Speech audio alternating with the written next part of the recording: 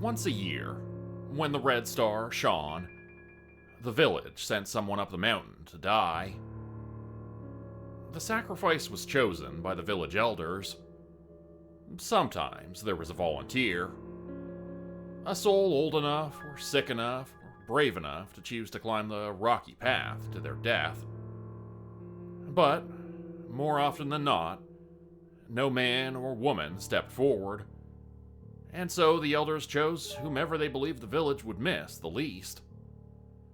When the stranger arrived at the gate 3 days before the star emerged, the villagers thanked God for their blessing. The town had once been thriving and full, but had shriveled in the last decades, as those who could escape the mountain did, and those who could not were slowly given to the thing on the mountain. Instead of losing one of their own dwindling number, the villagers only needed to make the stranger comfortable for 3 days, and then, when the red star lit the sky above the jagged range, they would take him. So, the visitor was given as much ale as he could drink, as much meat as he could stomach. He was provided with the best of the inn's 3 rooms, and a bed made of fresh straw. And when he protested that he could not pay for these luxuries, the villagers called them gifts. It was their tradition, this time each autumn, they lied, to heap plenty upon a traveler, in the hopes that their good deeds would lead God to bless them in the year ahead.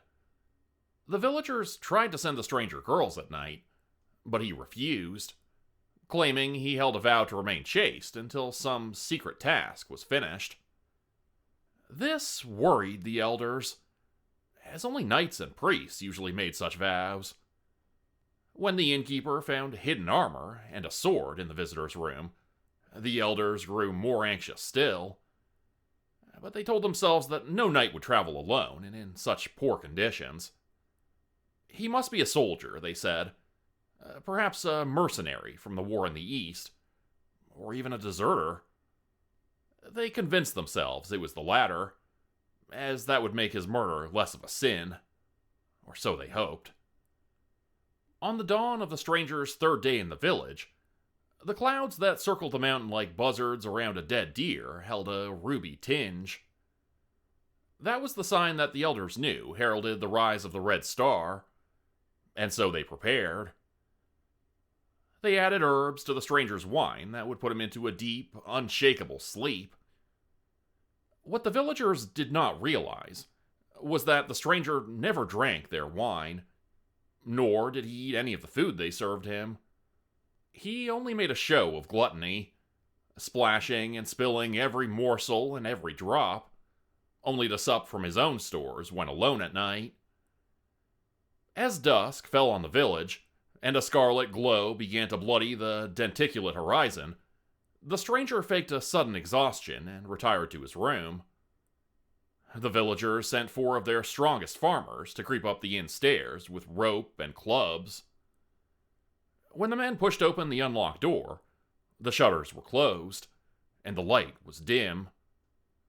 Some shape rested under the blankets on the bed, and they fell upon it, swinging their cudgels cut from rough old oak. They were restrained, careful not to risk killing the stranger before they could drag him up the mountain to the ruins of the old chapel. The first farmer died with a sword through his back, when the visitor slipped from his hiding place in the corner.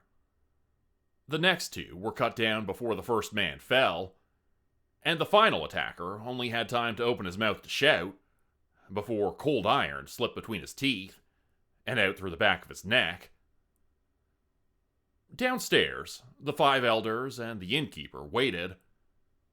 There was a cart and a mule in the yard ready to take the stranger up the narrow mountain road to the foot of the church near its peak. 4 thuds sounded in the stairwell, followed by 4 freshly sawn heads. Before any of the men could react, the stranger descended with naked steel in his hand. He wore mail and leather under his cloak, and his green eyes had a savage light. "You would murder me?" he asked the 6 men in the empty hall. "You, who have already offered me hospitality and welcome As your protection? Betrayers. Killers. Cowards. Worms in the dirt. The elders froze, pinned under the stranger's hateful glare. They were old, and none of them were fighters. The visitor was young and tall and well-made. His sword was smeared with the lifeblood of the 4 farmers, and his mail would turn any of the knives the old men carried. The innkeeper, who was younger and stronger than the others, thought of running for the cudgel under his bar. But the way the stranger smiled as the villager shifted his weight killed the idea and cowed the man. "Why?" the armored man asked, pointing his steel at the most senior of the elders. "To waylay me? To rob me?" The old man stared at the gore dripping from the blade and felt his mouth go dry. "We are not bandits," he said, forcing the words out in a rasp. "We owe a life to the devil on the mountain each year. Tonight is the night it collects. We would rather it be you than any of us." The stranger smiled and lowered his sword. "You should have simply asked. I would have gone willingly. That is why I am here. But now 4 men you cannot spare are dead, and you are all damned for breaking your hospitality. Though perhaps you are already bound for the fire, and this sin does but little damage to your already ragged souls." 6 heads bent in shame, but the elder who had spoken before managed to meet the visitor's eyes after a moment. "You said you're here to walk the mountain road?" the old man asked. "Knowing that your death waits at the end of it?" "Some death does wait," the stranger replied, wiping his blade clean against his cloak and sliding it into its heavy scabbard. "Though we will see if it is mine or some other's. You cannot kill the devil that lives on the mountain with iron," the innkeeper said. "We have tried. It speaks words that can kill or blind or bind you. It is not a mortal thing, but an abomination, come crawling from some ditch in hell." The stranger walked down the stairs, causing the other men to move aside. "I'm sure you did try. Once. But you should have kept trying, until either the demon was dead or there was no one left to fight it. Instead, you knelt. You bowed. You danced on the devil's strings, and sent children to die. All so you may rot here, alive but broken, season after struggling season. Who are you to judge us?" one of the elders demanded. "You do not know what we have seen or suffered. You do not know us." "I know you better than I wish," the stranger said, leaving the inn and beginning his journey up the mountain. He turned back to face the villagers from the doorway. "If any of you still pray, pray tonight. Pray for forgiveness if you wish. Or better, pray to remember what it was like to be good men and free. I'm sure you all were once. Or at least, you could have been." The red star rose as the young man climbed, washing the mountain in a rusty glow. The path was steep, lined on either side by sharp stones and long drops to the valley below. There were no signs of life other than the occasional gnarled and stunted tree growing directly from the rock, and the handful of black birds that roosted in the twisted branches.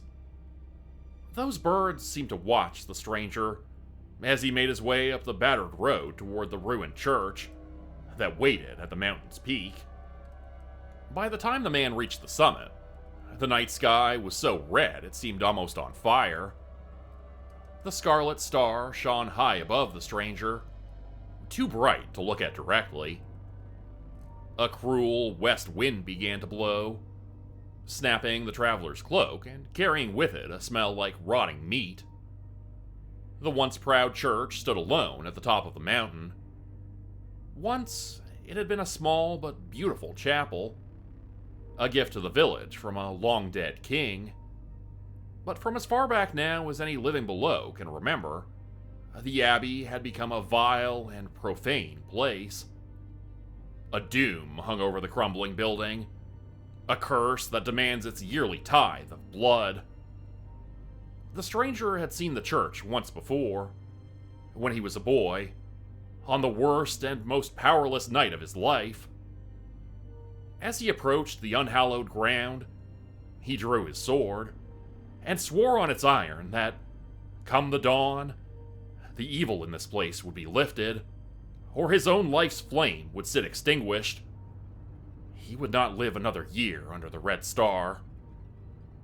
The mountain path ended at the foot of a crooked gate set in the church's broken wall.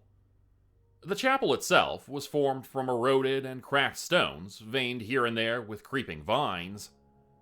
Its windows were open and without shutters. Half of the church's roof had long ago collapsed, allowing in all manner of weather, and seeping the nave with the light of the hateful star.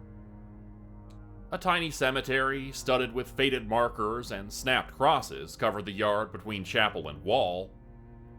The stranger stopped at the gate and surveyed the graveyard. Most of the tombstones had been debased, the plots churned and defiled. Bones sat exposed, dug up only to be abandoned by the thing that resided in the ruin. The young man felt the first flicker of a berserker rage put a tremble into his hands. He breathed deep, pressing the anger down into a manageable simmer. A fire that he could draw strength from, rather than an inferno that would make him mindless, reckless, and mad. Ghosts drifted among the gravestones, their forms as thin and tattered as spider webs after a storm. They wept and wailed as they moved in their fitful rotations. The man could see the terrible marks of abuse their bodies had endured in life, carved forever into what remained of their souls. Here, under a copse of shriveled trees, a specter crawled between stone markers, his legs sliced open to the bone, his eyes red sockets that still wept gossamer tears. Near the man, another spirit stood shrieking in silent agony, as the ghost of the fire that consumed her mortal form still licked at her eternal shadow. Close to the church door, the stranger found the phantom he was seeking.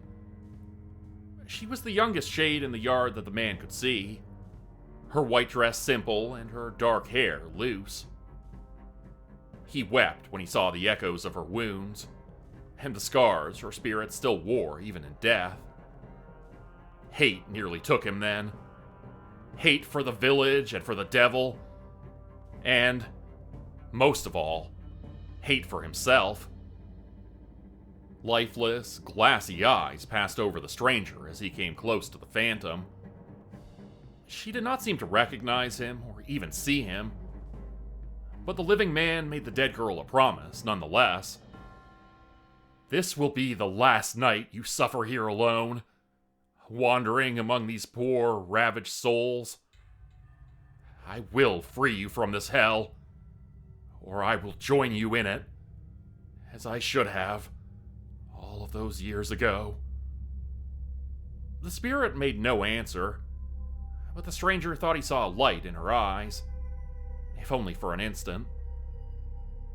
Whether that was the spark of recognition or of madness, or only the pale reflection of that unholy star, he could not say. But he steeled himself with hope that it was the first, as he prepared to step into the devil's church. But before he stepped through the overgrown door, the stranger touched the weapon in the pouch on his belt that he believed might kill a demon. Row after row of broken pews greeted the warrior. The collapsed ceiling gave him a clear view of the bloody sky above. Eerie red light soaked the nave, casting long shadows, It was utterly silent, other than the whispering mountain wind and its carrion edge. No rats scraped among the fallen stones, no bats hung from the rafters, and no night birds called from nearby branches. The church was empty and dead, except for the stranger and the shadows. He stopped in the middle of the aisle before the altar. While all of the chapel was defiled, the altar was a scene of purest blasphemy. Deformed idols were scattered across the table. Obscene images and names that caused the stranger's eyes to twitch were scratched into the wooden columns. Blood and other unknown things stained the once white cloth. You do not come in chains or rope, a voice said from the shadows. So they found a willing one this year. Willing? Yes, the man replied, raising his sword into guard and turning towards the voice. The thing laughed, and it sounded like the buzzing of flies. Are you here to fight me with your sword?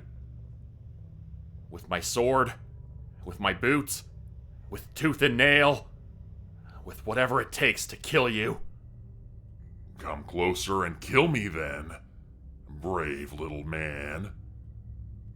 The stranger's eyes were adjusted to the red-shaded gloom in the church. There was a shadow behind the altar that was darker than the other shadows around it. As the warrior watched, this black patch became the silhouette of something man-shaped, but much taller and broader, looming over the stranger even though the shadow's back was bent. The form waited, seeming to grow darker and larger the longer the man watched.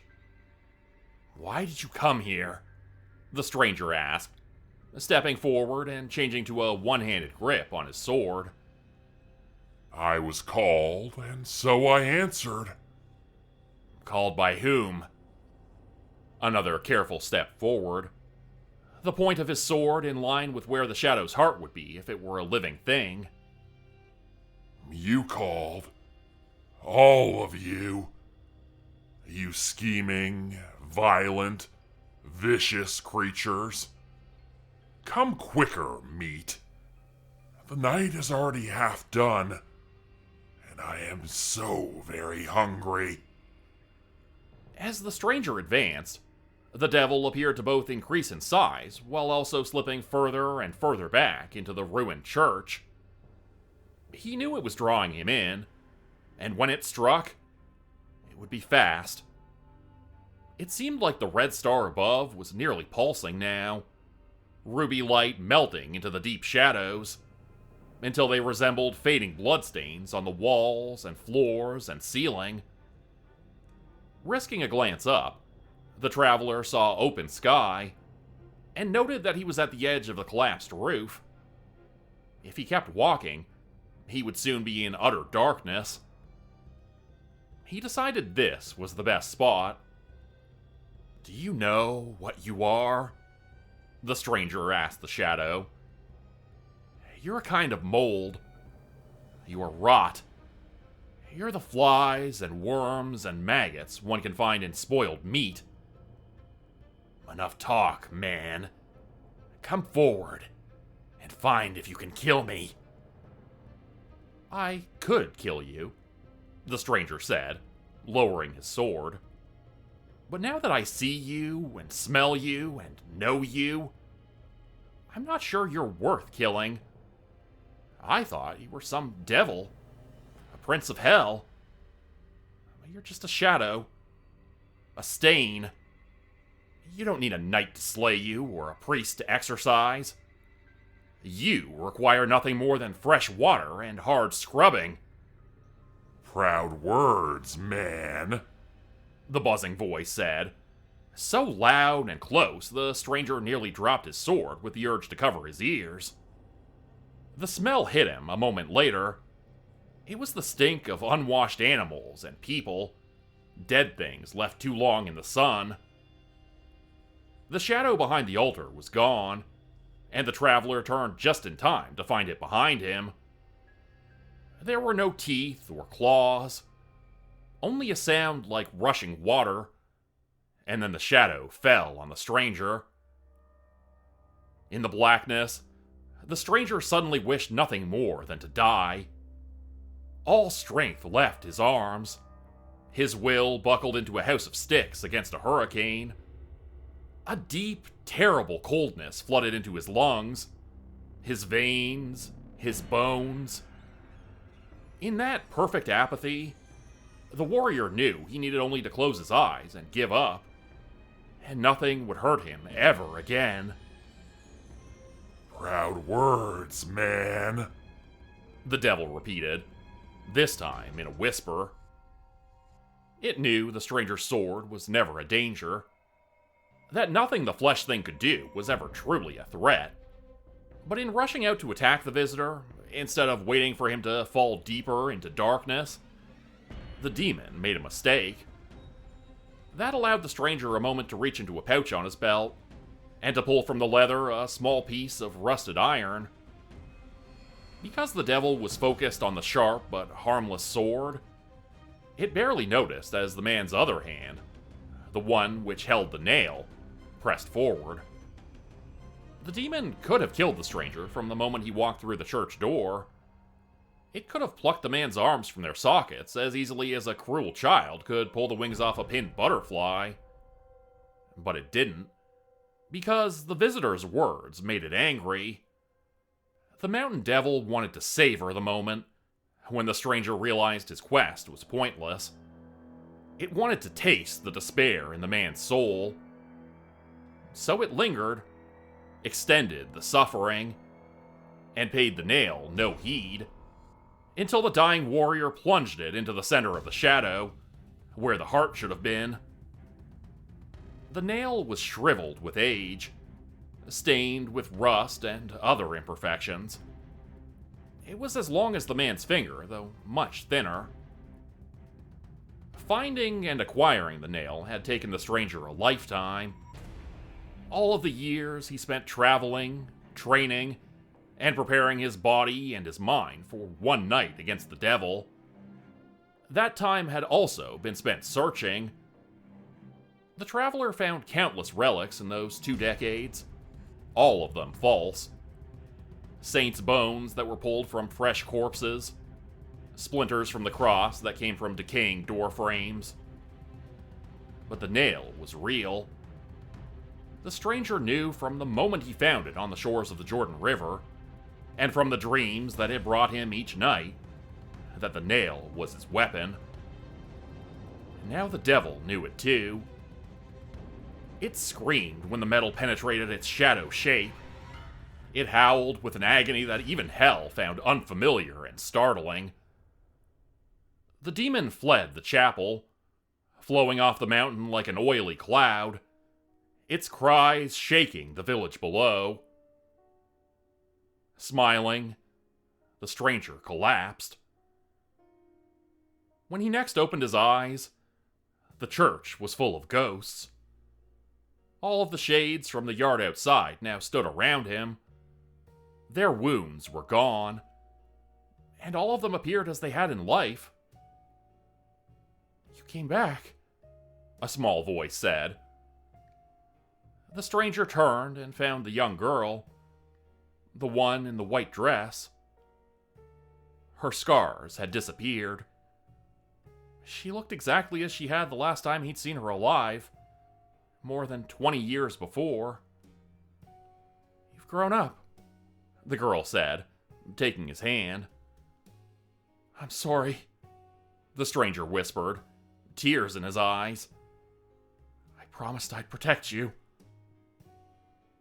The phantom pressed a hand against his cheek. "Be easy. Mother and father couldn't stop them. What chance had a child? But now, you've saved me. I'm sorry it came at such a high cost." The stranger followed her gaze, and saw his still, cold body on the church stones. "A price I paid gladly," the new shade said, "and one I would pay again. You won't have to. The girl pointed to the sky. Above them, the red star faded like a lost ember, until its terrible light was gone. Freed from the unnatural glow, the constellations shone over the mountain like lanterns floating across a vast lake. I have missed you, the stranger told the girl. She squeezed his hand. I know. What happens now? That I do not know. But I do not mind it, whatever it will be. The stranger stood hand in hand with the dead girl, and all of the ghosts of those poor souls given to the mountain. That morning sunrise came over the ridge like a wave. By the time the bright light fell on the village below, the church was empty and clean and still.